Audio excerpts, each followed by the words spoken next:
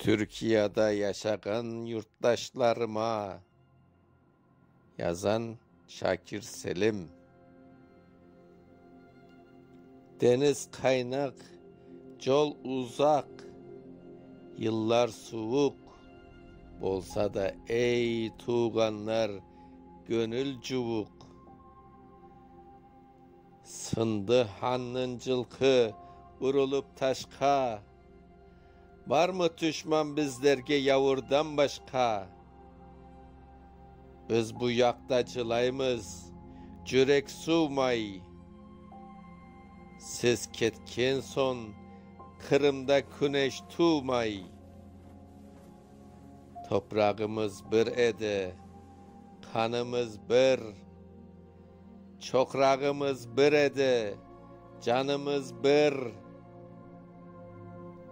Soğuklan tanday sepildik kettik. Sizler anda, biz mında neler çektik. Bizler yavur kolunda, siz Müslüman. Kaybirinde kop eken ak ve iman. Ele bugün bilmeyimiz cılaşamız. Dertlerimizni gizlep son sırlaşamız.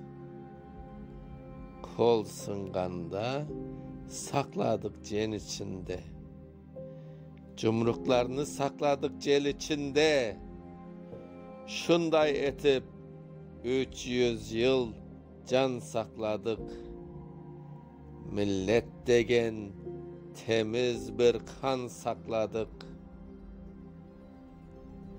Ey yurttaşlar, tuğanlar, ey gaziler, ayrılıkta kop mu yüreksizler.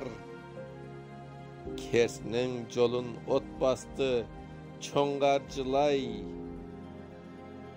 Cavun cava, toktamay, bek şibalay. Mangıt manay, teleksip yolga karay. Hazretlikten çalargan saçıp taray. İnşallah siz de kaytarsınız yeşil yurtka. Dep toktamay, karaymız deniz sırtka. Ah bu dertten yüreğim tilim tilim. Dep sizge selam cibergen Şakir Selim. Okuyan Mustafa Şan. Türkiye